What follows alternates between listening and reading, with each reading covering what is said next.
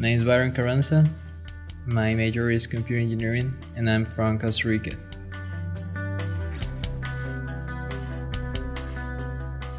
I really love music, so the thing I'm always doing in my room is playing the guitar.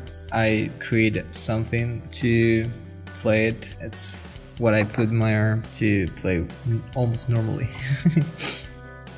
I work with Adrian Quesada. It's one of my friends back in Costa Rica. We both created electromechanical prosthetic that can be activated with the muscles.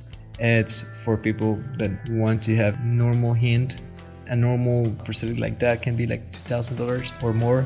And the idea was to create a software and a prototype that can be printed in a 3D printer. And the prosthetic we created can just be made for $400. But the idea of that thing is that you can help somebody else. We didn't make any money with that. So I was born without my arm.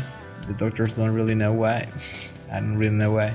I've been my life trying to find more reasons why this is for, but I really think this is a gift that has taught me a lot about life and about what really matters.